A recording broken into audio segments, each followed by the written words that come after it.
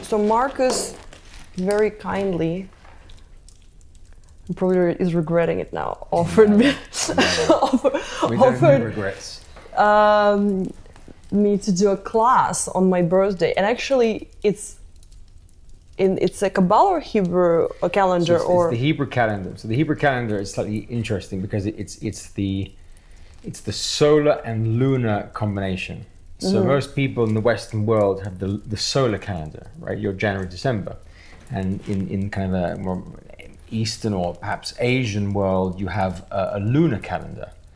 But the Kabbalah calendar is the lunar months that will always respect solar seasons. So it's the combination. The Kabbalists say that's really, it depicts when your soul cycle birthday is, right? So it literally means it's a very significant thing, because on your birthday, what literally happens is most people's birthdays, what happens, you get others celebrating you. Yeah. So most people's birthday, it would be party and people, but the real point of a birthday is that you celebrate you. In other words, you get to celebrate your soul because you get to reconnect to your soul. You get to remember your soul. You get to remember your purpose, because on that day, X years ago, on that particular cycle, all that, you imagine you're opening a combination lock, So on that particular day, you have that channel that reconnects. So on your birthday, you actually get to remember why you were born. You get to connect to the purpose of life. You get to restore all the resource that was given to you at the source and time of your birth that had definitive purpose attached to it. And what happens over life is we get adulterated. We kind of get worn down, and we settle for less. And so every little year on your birthday, you get to revisit and remember and return to real life, because that's life, right? Everything else is falsity. And most of us live that fake version of life where we pretend to be something that we're not. But actually, on your birthday, you get to remember what's real. Amazing. So what are we supposed to do on our Kabbalistic birthday? What are the things we're supposed to do? Yeah. Well, number one is I think it's a very kind of personal time, right? And of course, the ego takes hold where normally the birthday becomes a very much celebratory. Everyone talks about how wonderful you are and wonderful you have been, and you kind of get to drink your way through that. And that's not always the best way to celebrate your birthday. The real connection that you want is just you and the upper world. It's like you and your soul. And of course, some people can help that, which is the purpose of this, clearly. But the ideal connection for you on your birthday is, of course, yes, celebrate and share and be in that zone where you can give and help and support more than receive and take and enjoy the honor of that, right? Yeah. But the biggest deal is that you kind of, after midnight, which is really the time when your soul is most connected, the Kabbalists say in the cycle of a day, you get to light candles for those who you want to remember or have support you. And then in that connection, you write dreams, you remember goals, you have a conversation with the Creator, you cry, you laugh, you talk, you contend, you confront, you do what you want, but you're reconnecting in that solitary moment to you and your soul. And that's what you anchor for the rest of the year, right? So if you can do that whilst partying and enjoying, no problem, but not at the expense of that. I never like to celebrate my birthday. I really get exhausted if I do something, even small. And last year my birthday was stuck in Venice with Max, my son, for half term, and he got sick, so we had to stay an extra night. And I just walked around Venice by myself, and it was amazing. I really enjoy much more not celebrating. Yeah. And actually, this is a perfect way to celebrate, because I love your classes, I love learning, and it's among the people that I enjoy to be among. Of course, if you layer into that, not to be too graphic, the 40 idea. It's okay. You look amazing. Thank you. Right, if we layer into so that's now exponential, because the birthday cycle clearly is important. Like you say, to have that kind of almost solitary moment with you and your soul in Venice is more powerful, is more productive to your year than partying hard and having everyone kind of give you gifts, which short term feeds the body, but long term doesn't help the soul. I had a very productive year, actually. Right. Super productive. So then what compounds that very, very unique and very sacred connection is the 40th birthday, right? And I think this is the premise for this, Yeah. because it's a very significant year, and it means something spiritually. I mean, this is, again, we say spiritually, we're not talking about psychologically, but we're going back source 4,000 years, right? So before typical spirituality or religious pathways, or certainly kind of more recent psychoanalytical or self-help became a thing, right? Before that all kicked off, Kabbalah 4,000 years ago wrote about the significance of the 40th birthday, and there are texts, certainly through the Zohar, which is the most important text of Kabbalah 2,000 years ago, that refer to the cycle of 40, and it comes up in many times. You have 40 years that says the Israelites from the desert. You have 40 days where the Torah, this kind of connection, was built with the universe and humankind. You have 40 days of real cleansing work before the New Year cycle. You have 40 what's called Seyah, which is a measurement of water that represents a mikveh, which is kind of a cleansing energy that you immerse yourself into.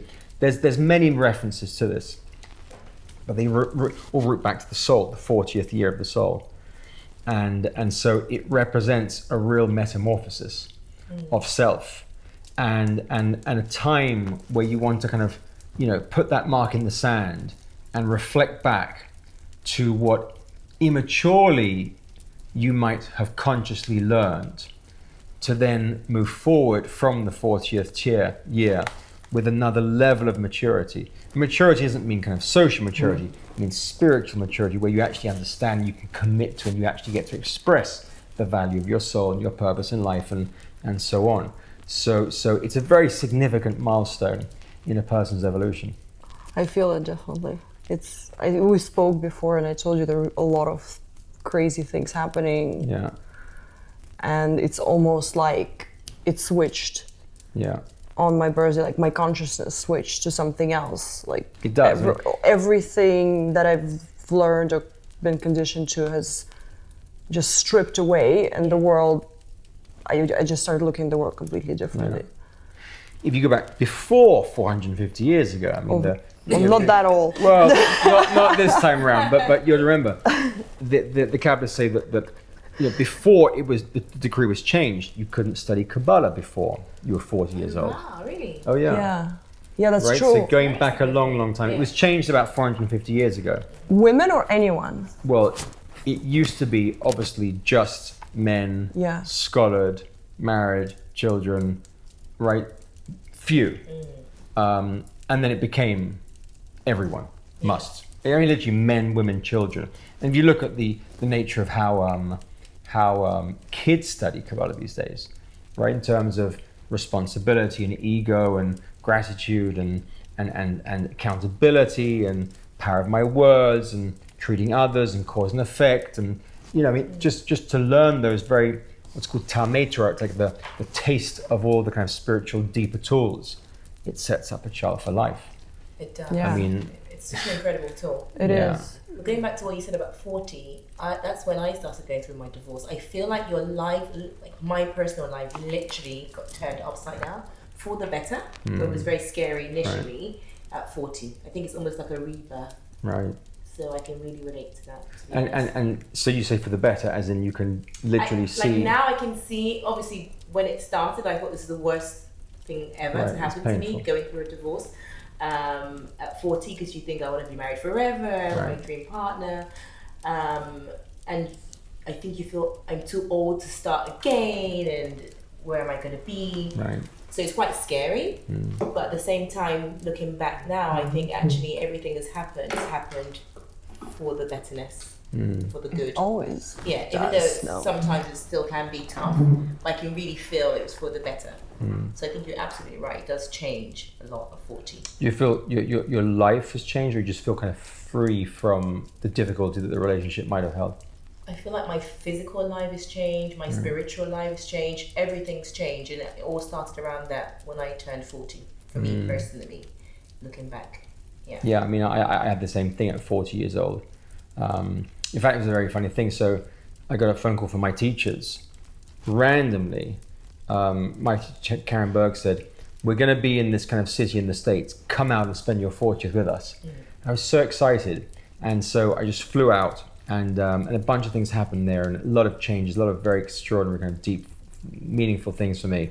And it kind of really reset who I became, without doubt. It's interesting because if you think about it, when you're in your 20s and 30s, you're very able, you're strong, right? But you're not so wise. You know, and so we kind of get ourselves into funny situations, not always great situations, great from the point of view of retrospectively lessons. Yeah. But you know, we make 1,000 mistakes an hour. And when you're 40, what's really interesting is you start this very interesting cross-section where you are both physically able and spiritually wise. Yeah. Right? In a bunch of years, I mean, hopefully not, but in a bunch of years, many people get to become very wise still, but just not able.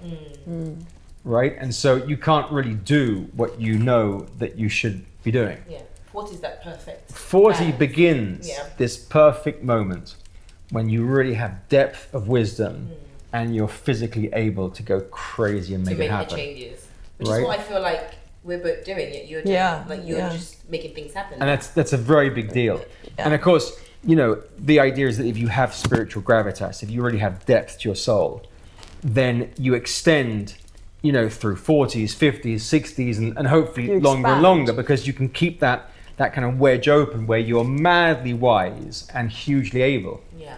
Right? Because you don't want that door closing where you become less able. Exactly. So you have this kind of dream state right now where you have the benefit of all past lessons, you have real depth, you know, so you're sobbing, bizarrely, you know, we're talking about this right now. Your birthday's tonight. Is that true or last night? No, it was on 2nd of November, but you told me that Kabbalistically it is tonight, thus we're doing it tonight. So everything we're talking about hasn't happened to you yet. It will happen tonight.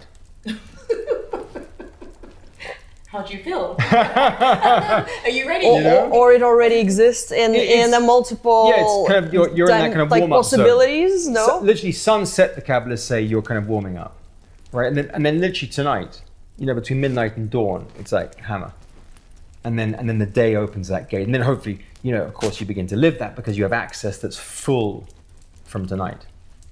And that's why I'm saying it's such an amazing time to do this, and it's such an auspicious day in the year as a birthday, but year in the life of a person at 40. It's like your own personal new year. Right. Yeah, like rebirth. Yes. Yeah. Or rebirth, I would say. Like a complete shedding of everything that you've learned, but not regretting it, and sort of looking back at it and being grateful for it. I think all the challenges. The other day I was just thinking about all the crazy challenges that I've gone through that I just thought I couldn't like move on from, and now I'm so grateful for them. It's a funny thing, I think. With wisdom, which we're saying is kind of post-40, although of course a person can be wise well before, I'm saying spiritual gate opens post-40. And with that level of wisdom, you can't regret.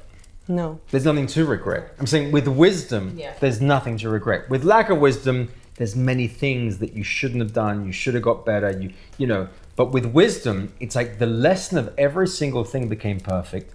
Nothing was by coincidence. Everything was at its perfect time. It was divine how things happened. The lessons are clear, the benefits are mad. And so with wisdom, it's like, thank God for all those mistakes, which now aren't mistakes. Yeah, it's like a puzzle coming together perfectly. Perfectly. So all the things that happened previously preparing you for this new chapter of 40, which is going to happen at midnight. I can't wait. What's going to happen?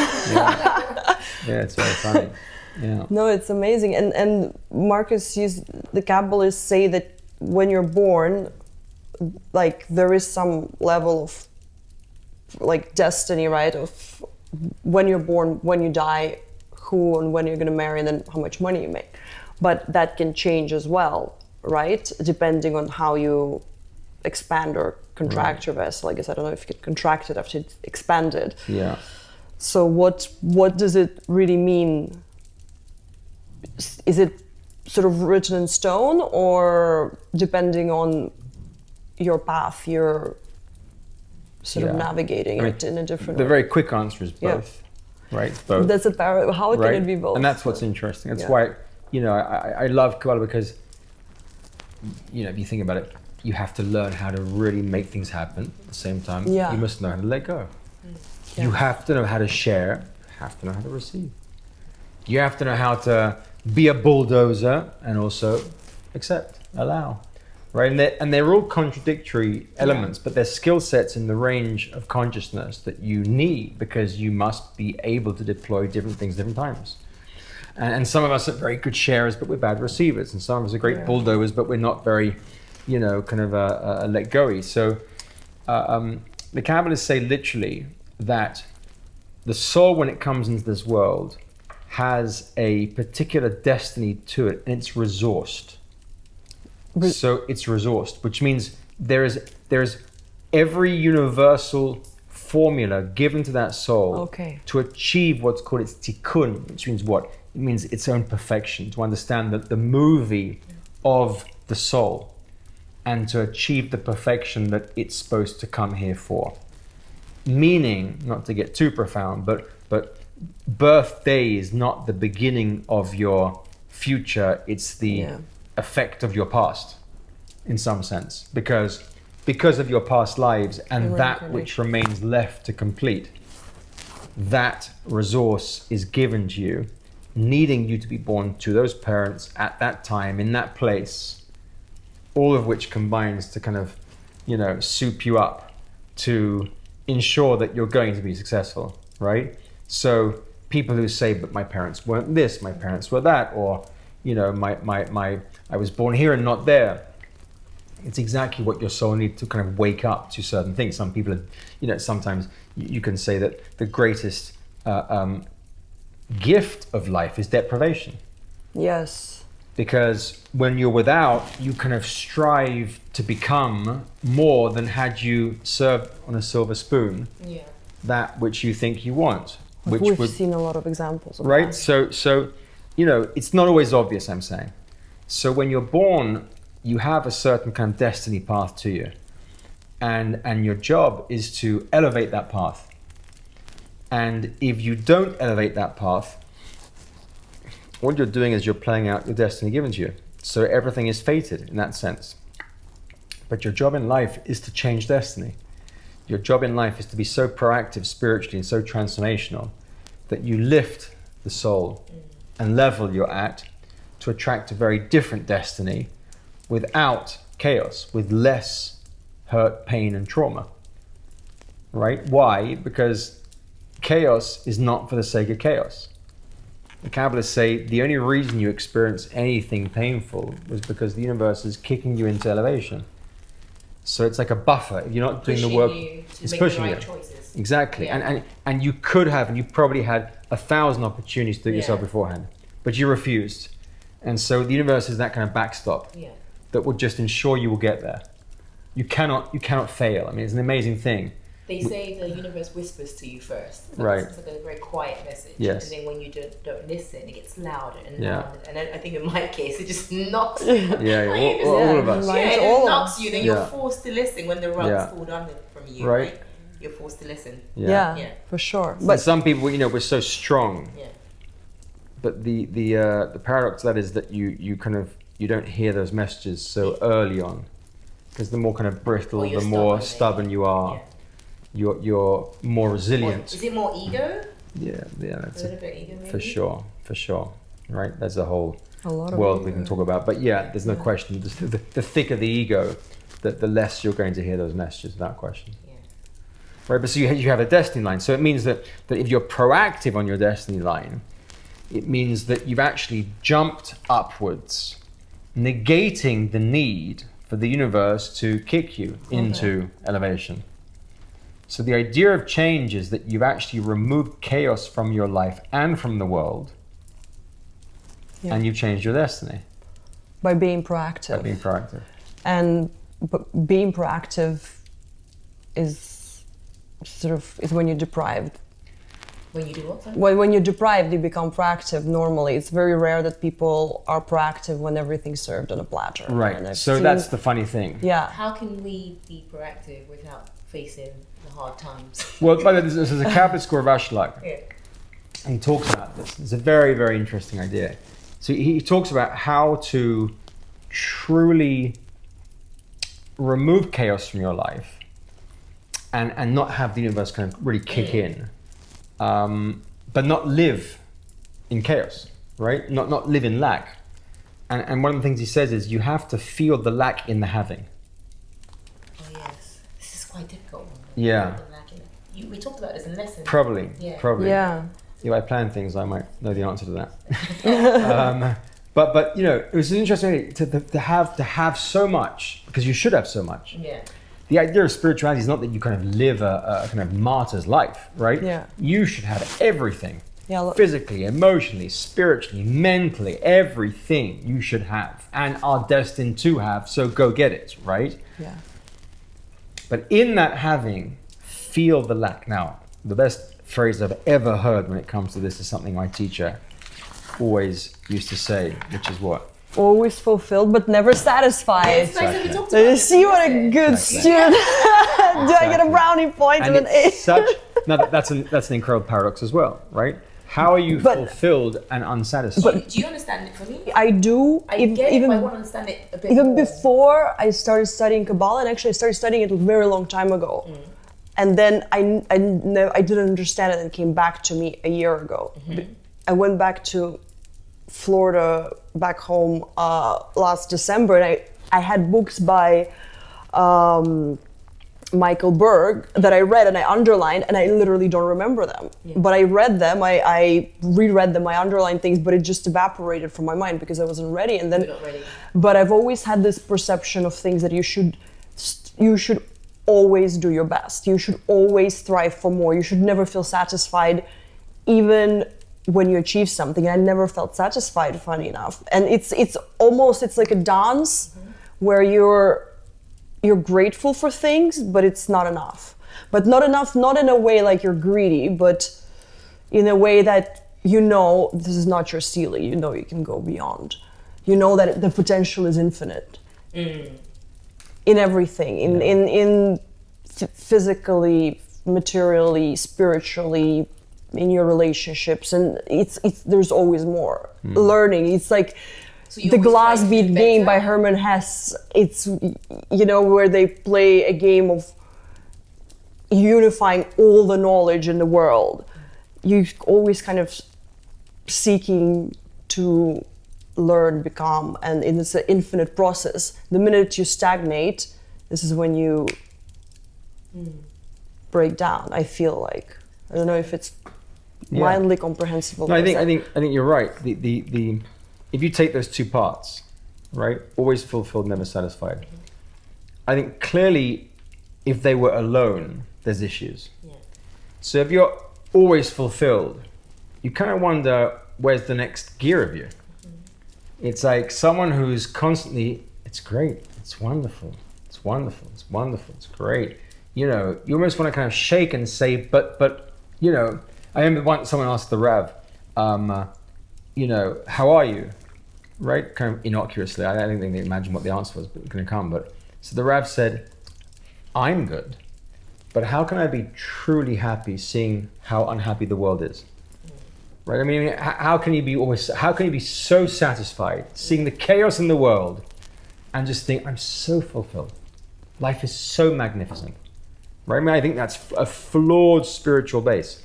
But also clearly, if you're never satisfied, right? I mean, that person who lives in lack, clearly that's also a flaw, right? So when you put those two together, you have some kind of an answer, because life is gravity, and gravity means that you're on a kind of slow downward escalator, meaning what served you last year, if you're complacent with that, is not going to serve you next year. What made your relationship magical last year, if you're just saying repeat, That's true. is not going to work next year. Same thing in business, same thing with everything, right? So there is this kind of erosion in the physical world, the second law of thermodynamics, which is written by the Kabbalist called Sir Isaac Newton, right? It talks about this. It's a natural atrophy of life. So on that basis, you should be so appreciative and so in awe of the light of your life and the presence of the light to allow your soul to exist and live every second and the extraordinary things that happen day to day. Absolutely, yes.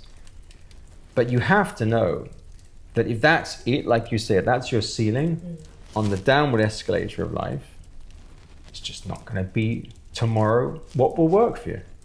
Then you're forced to shake it up. Right. So you have to be walking faster up the escalator, which means you have to be changing faster than gravity is de-escalating you. Yeah. That's just a fact of life. And you see people who fly because they're running up escalators and they're going downwards, and people are staying still and who are kind of confused by the fact that chaos is ripping into them, though they are good people. Right? And literally, to be a little bit harsh, from a true Kabbalistic perspective, you're not here to be good. I love that. You're not here. I love that Marcus's Kabbalah is not vanilla. It's not like easy listening FM, light, light listening. It's like it has an edge, yes. And that's why it's so good. You're not. There is truth. A little bit of like badass vibe to it. Physical ethics is flawed. The physical morals are flawed. Be a good person. Be a good person. But what if you were born good? The maintenance of your good has added zero value to the world. Yeah. You and your soul will feel that lack of your light being revealed. Because think about it. What's the difference between darkness revealed and light concealed? Nothing. Which means it's as if you're doing harm to the world. If you're just born nice and you stay nice, it's as if you're doing darkness to the world. There's no evolution. It's more powerful to transform something negative than never experience it, right? Yeah. The thing that you said that in class once. Yeah. Where you get many more sort of spiritual points even if you were bad, and then you change, you acknowledge that and transform that, rather than never being. So I mean, I can't tell you how many writings there are on that. There's an amazing idea. The idea that the height that you have got to is because of the performance or the awareness of some negativity that has been changed. That is in the upper worlds, that soul lives higher than the righteous, pure person who came into this world. The negative person, the negative soul that came in and found change is on a higher spiritual plane. But what about if you're naturally kind of a good person? How do you? You're just like, do you deliberately do bad things? You like go crazy? How do you get up? But again, that comes back to the never satisfied part. Okay, so just keep trying to do better. Because if you think you're naturally a good person, you're saying that I live in the always fulfilled part. Right, which means I'm a good person, I feel good, and I'm doing my best, and so everything's fine. And what you haven't found is the purpose of life, which means to identify what's changed within you. Okay. So if you're really digging into life, what you're doing is you're finding within you parts and pieces to change, which is why you were born. Yeah. Otherwise, what was the purpose of you? Exactly. You could be a soul in the upper worlds, not needing to come down to feel the same pleasantry. You came down to change, to add value, to extract something, to transform something, to correct something. Every soul has that purpose, has that journey. And if you're not aware of what within you to change, then you're lost. And the ego might then default you into the settling for less, where you just dull down your happiness and you diminish your purpose of life to the point where everything's fine, everything's okay, I'm a good person, and you live in that diminishment of self, which I think is just sheer depression. Well, I think that's kind of what happened to me in a weird way. I feel like when I got married, I got so comfortable. Right. Like it was like a dream for me to be married, to have children. I'm such a mumsy mum, like to do the whole school drop off, school bake off, and I kind of got lost in it in a way. And now I feel like I'm out here trying to make changes. You know, I've got a child with autism, which you both are aware of. I want to raise awareness about autism. So I feel like I almost now know my purpose. So otherwise I would have been stuck playing housewife and driving my nice car and just baking cookies, which was fun, but without actually serving other people and serving myself, really, and the life. And I have no idea, and nor do I kind of care to speculate too much about these things, right? But it's just kind of a random thought.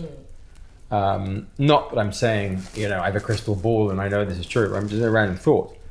You know, is without question. You know, if you imagine your child in the upper worlds, who is choosing to whom to go, right? Choose you, Yes, and the soul they have and the journey they have to reveal is always going to align with your journey as well. And so if this soul knew that coming to you, it would stoke you to wake up and to actually see the depth of you to affect change in the world. And of course it makes sense why that child came to you. Oh, that's emotional. Right? And by the way, and I don't mean this in a kind of very, I'm sensitive when I say this, but I know. you know, it's true. And I really believe, I really believe that normal, average people are far worse off in the game of life than kind of spectrumy people. I'm sure if I was tested, I'd be on some chart somewhere. Me too. Right? I'm quite sure, right? But my point is that clearly, you know, his particular needs came to you on purpose, right? And were he, quote unquote, a normal child, right? Which I think is, I said, is not wanted, but a normal kind of, you know, in that kind of what society deems as normal, you would never have changed. True. Yeah, you're right. You would have kind of stayed in that kind of comfy mummy zone. So in some sense, the very, very reason and who you can attribute the greatest appreciation to is your child, because they've saved you in some sense. Yes. They've woken you up to see what you can really do, and the capacity of you is very different now to when you were in that kind of bubble. You didn't know who you were, what you could do, the depth of you, the capacity of you, and now you're waking up to really, wow, who am I and what I can do in this world is overwhelming, right? So it's because you're a kid.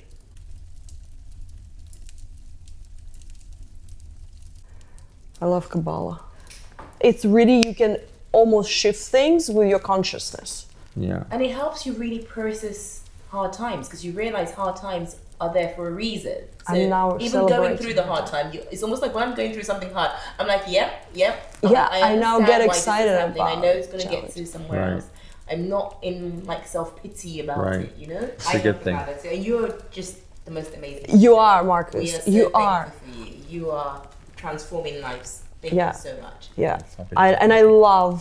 I would not be able to perceive that in the way that I do if it wasn't for Marcus, because it would be like, oh, you know, it's just, you have to connect with somebody in a way that it speaks to you and you can relate to, and Marcus is really like a rock star of Kabbalah. Like, or like I don't know, maybe like a hip hop star, like, you know, like Dr. like Snoop Dogg of Kabbalah. Oh, yeah. Have you ever been described as the Snoop Dogg of Kabbalah? I should take that for my Instagram. No, but think about it. Listen, I mean, it's the same thing. Always fulfilled, never satisfied. Yes. Right? So right now, for example, you have some very kind words, and I really appreciate that. I appreciate you, and I know they come from your heart. I could kind of log that in my always fulfilled side. Wow, isn't that so kind? And it's nice to be appreciated, and these kinds of things that the ego enjoys, right? But the truth is, in the never satisfied element, I mean, why aren't 8 billion people getting what we understand or what we're talking about, right? And so there's an immense lack there. Yeah. So you can feel fulfilled that, wow, you know, look how much Kabbalah or depth or spirituality we understand, and what a huge appreciation for that, and 4,000 years of Kabbalists and their work and bouncing off of that, wonderful. But there's a world that is in absolute tatters, right? And it really is. I mean, more than I ever remember. And I'm talking politically, economically, and socially, and I mean, in so many ways, right? You have to have a piece of that. Yeah. You can't just be like, oh, thank you very much. It's like, why aren't we doing work faster? Why haven't 8 billion people, or a percentage of, really understood these kinds of important spiritual tools, and those symptoms of chaos would thus just dissipate, right? Because nothing else will move that dial. And I think that's our job. And certainly I think at 40 years old, if you want to cement something into your next cycle, I think that's probably, one of the elements of thought, which is, it's not just about you now. Your last 40 years have been about, finding you perhaps and discovering the length, breadth and width of you. But the next stage of life is like, well, how far outward can that go? Right? I mean, how much damage can I do? Infinite amount. In a good way. And I tell you something which again, my teacher told me before I got married, was because, again, a birthday and a wedding is you can't help but have the ego be taking pieces of it. It's very much about you and your day and, all this. And so one thing he said, which I'll never forget, he said, you have to think not about yourself. You have to think, why would the Creator need this union? Yes. Like what in the universe needs you to be where you're at and who you are? What would the universe need from the next cycle of you? And that's the wisdom. That's the 40. That's the wisdom element. I mean, again, if we had true wisdom, you just simply wouldn't experience life in any way, shape, or form the way we experience life, because we're so much ego-based. Yeah. So pain and suffering and process and resistance all become such a major part of a challenge. Whereas from the soul's point of view, it's like the more you're being hurt from the ego, the happier the soul is. Wow. Someone comes at you with something so profound, so hurtful. The ego is suffering because it's painful to think, my goodness me, what did you say and how dare you and who are you and all the rest of it. But actually from the soul's point of view, there's no time and space. So all it's doing is associating the change that this is being provoked towards. And the benefits of that change, the soul already is. So the soul loves the fact that you just provoked this benefit. You just fast-tracked some elevation of you. The ego is stupid in its pain, right? The soul is just so... More we have wisdom, then less we even feel the pain of process. Yeah. And clearly, I think when people deny pain of process or transformation, then that lack of light that 8 billion people reveal results in all the symptoms of chaos.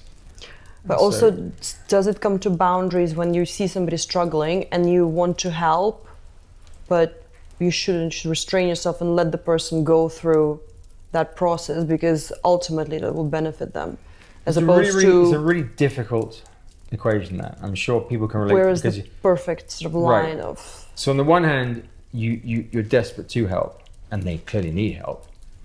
But on the other hand, they're not able to receive help. So where do you kind of call that?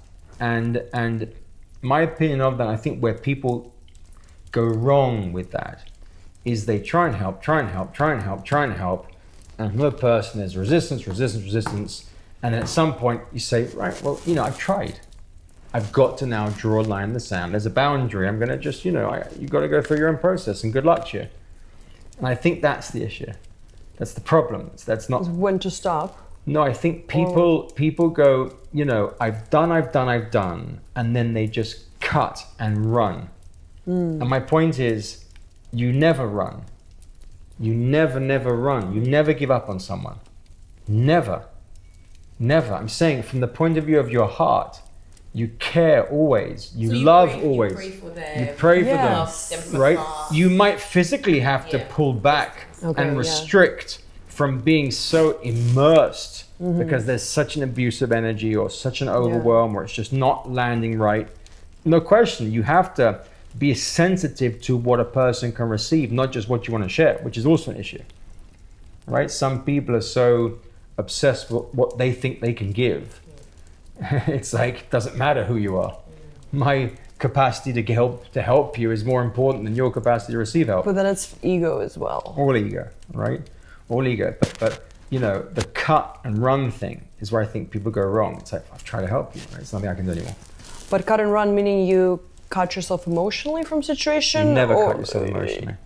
Yeah, you but literally, if you want to be empathetic but not enmeshed. Yeah, you haven't got to be where it's not drained. really, where it's not eroding you, and you're not.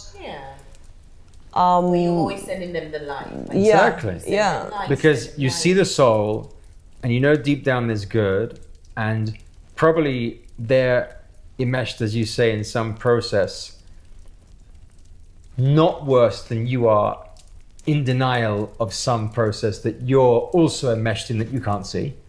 And really, we're all kind of one anyway. Yeah. In hating them, you'll hate a part of yourself. In loving them, you love yourself.